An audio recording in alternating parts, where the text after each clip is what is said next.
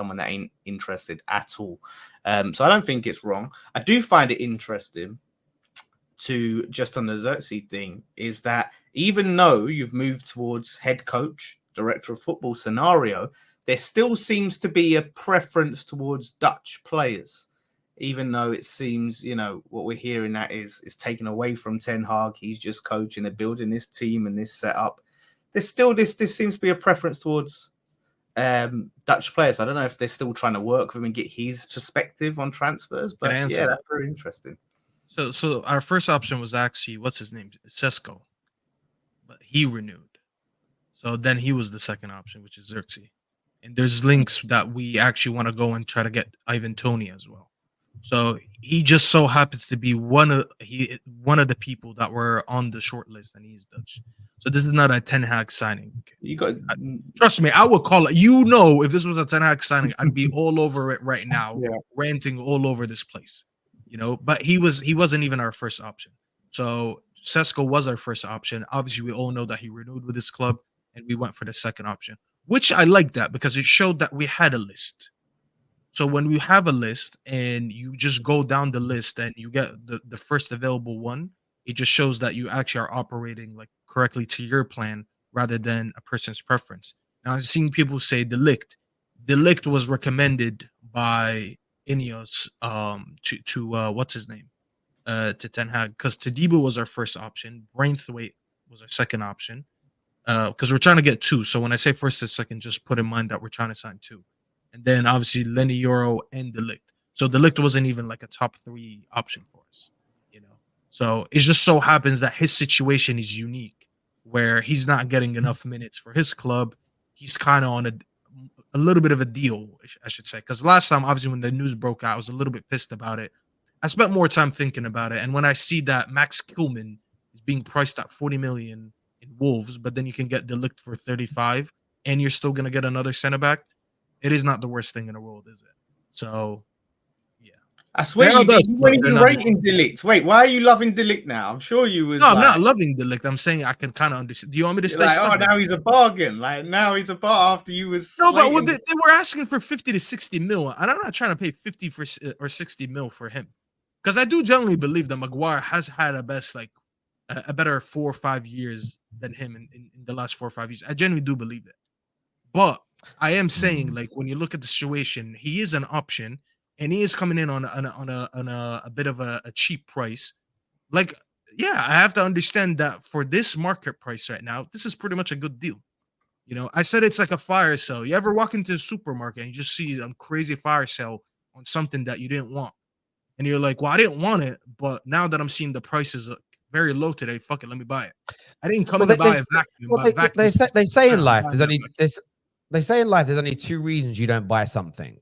Either you don't think you need it genuinely, hasn't been sold properly to you because you don't think you need it, or it's too expensive.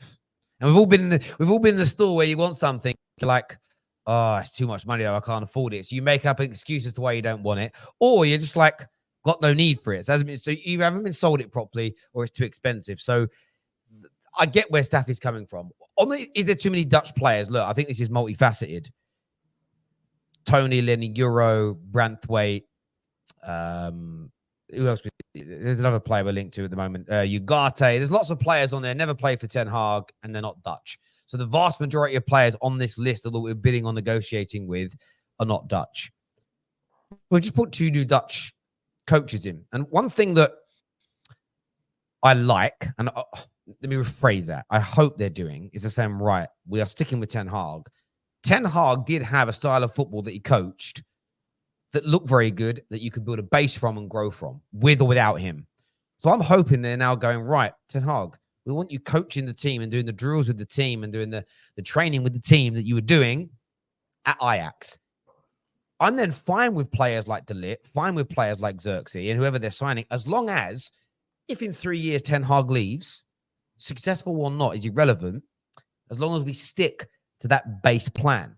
And we go, right, now we're going to go to a pragmatist manager and have to revamp the squad again, because that's where we went wrong under the previous regime. That, for me, was always the issue, is that every manager wanted to rebuild the team and the club in his image, and we can't do that. So I'm not and the one thing where I would defend Ten Hag is because I always said he should never have taken the job. If Ten Hag goes for a job interview and they say, we don't want you to play the way you played football at Ajax, I wouldn't have taken the job because that's what you do, bruv. Like you can't. I think most managers, they have a style, and you've got a manager. I don't think this is the 80s and the 90s where there is that versatility. There isn't that much versatility within players anymore. I certainly don't think there's that much versatility within managers. There is a set way of doing it. So I'm intrigued to watch our opening few preseason games and then the season start, because what I'm hoping, and this is hope, you call it hopium, whatever you want. And the reason why I'm hopeful we're doing this is because so many of the other things we've said match this, but the club knows they need a club strategy and not a manager strategy. That the club knows that we need. You know, Terry, that if it works out and it's a success, you know, a lot of fans like Staffy will be like, "Oh, it's Van Nistelrooy. Van Nistelrooy gets the credit. Ten Hag won't get credit." If this works out, they won't say, "You know what? Yeah, he coached the team well, and this is what at least he got to focus and implement his style and what he wanted." It will be, "Oh yeah, it's Van Nistelrooy. Like, yeah, we're challenging for the title because of Van Nistelrooy." You guys are funny, and I love this. People on YouTube are very, very funny. And let me tell you why. When I said I don't want Ten Hag, everyone said, "Oh, you gotta give him a chance under the new structure. Let him work with footballing people. They're gonna hire the right players for him. They're gonna hire the right coaches for him. They're gonna do this. I'm like, you know what? I don't want it, but you know what? Let me just follow you guys until I see, like, you know what." I remember you saying that. I just remember now you guys are telling me if it does work out, it's not because of anything but Ten Hag. So how could you? I'm not saying that. But I need to give him a structure, but then you don't want me to credit the structure. No, you can credit the structure, but you got to credit. You can't say, "Oh, it's not Ten Hag." You got to give Ten Hag I didn't say credit. nothing. You speculated. I know, but I'm just predicting what is going to happen. Is everyone is it's in spite of Ten Hag, and now look, it's Van Nistelrooy. Van Nistelrooy should be the next to take on. Like, just admit, if it works out, you and the Ten Hag outers are not going to give him credit. It's going to go. First of all, you don't know that. You speculated. Let me ask you this. What happens if it doesn't work out? Are you going to come out and say, "I was justified to say, you know what, no matter what changes, Ten Hag is still the issue"? Will you come out and say that? Yeah, I will. I'll say, but no, I won't say you were justified into not getting behind the new regime. I'll say you were right, like that. Yeah, it hasn't worked out. It's on him. If he's been given everything that he needs and it don't work out, I just think this is about being open-minded. So I actually like what both of you have said, and there is a middle ground in this. And if this starts to work, the biggest thing I'll give Ten Hag credit for is being man enough to adjust. Because a lot of people forget the industry, people that earn the kind of money he earns in any industry, when you're at the top of that tree in £1 billion plus industry, being told to change, losing an element of power, going through what he went through, publicly having to re-interview essentially for his job, to come out the other side, take that on the chin, change your approach, and to be part of, not the key component, but part of the key component that gets you there, deserves huge credit. Now, what's interesting is that what Pep has done at Man City deserves a lot of credit. Pep's been influential. But the infrastructure of that club is amazing. What I hope happens at Man United is we do become so successful that we stop talking about who our director of football is, who is running the club internally, and we focus on the manager and the players. The reason we haven't is because we know how poorly we've been running. Ineos said one thing that was correct. Now, the biggest reason I didn't want Ten Hag to stay was not about him personally. And it was just, I felt the rebuild would be quicker without him. But I'm very open to concede the fact that if there wasn't a better candidate out there available than him, then keeping him is the better option. So I have to trust the key decision maker that I currently trust in that particular individual situation. So for me, it's very much a case of I am focused on more how we're being operated on a wider level rather than just what the manager is doing. And if we improve, he'll be a component of that, but not the only thing. Equally, if we do start winning, we challenge for the Premier League next year, hypothetical, I don't want to hear from the Ten Hag inners, "See, told you this manager was the man." Yes, but not every. But you thought it'd be good no matter what went on. It was about the structure being there, and it was about that element, and I've never disagreed with it as a logical thought process, that Ten Hag with a structure could also do a very good job. I've never said there's no chance, there's no way.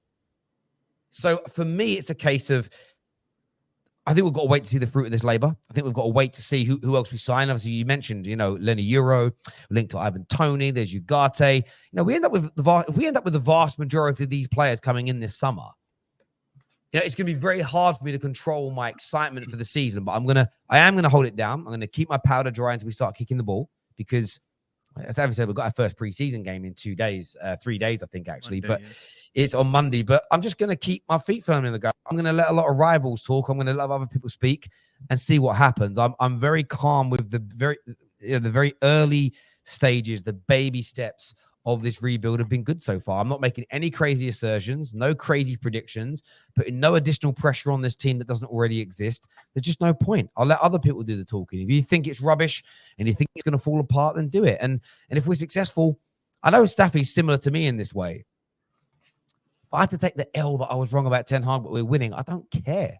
It's not going to ruin my YouTube channel. It's not going to ruin my career. My children are not going to stop talking to me. I just go, yeah, I'm glad we kept him. It's working. Because all I want is Man United to be better. This isn't about agendas.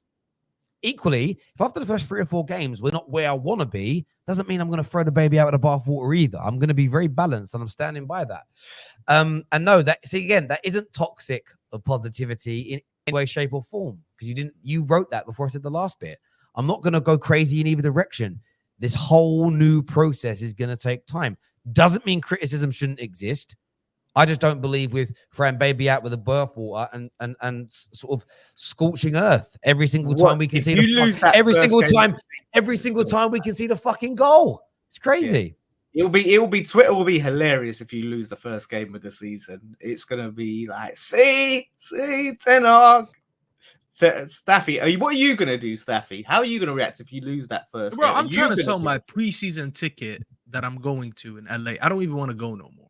The minute he got extended, I'm trying to sell it. I thought you was giving it a chance. I thought you was, Yeah, I'll give it a chance from my house. I'm not flying 6 hours to go. I'll be honest with you. Performance matters. Performance matters. If we perform brilliantly, the football looks wicked, but we manage to lose 1-0, I think people will be okay. If we look like Stoke City, lose 2-0, then I can imagine there'll be a lot of people that are going to lose their shit. The performance element is key, but me and Staffy, I'm not trying to put words in his mouth. We both said from the Arsenal game onwards towards the end of last season, when we put Amrabat in the midfield, we made some adjustments. We were like, if we'd have performed like that for the vast majority of the season, we wouldn't have been as vehement about the manager having to go. So performance is key.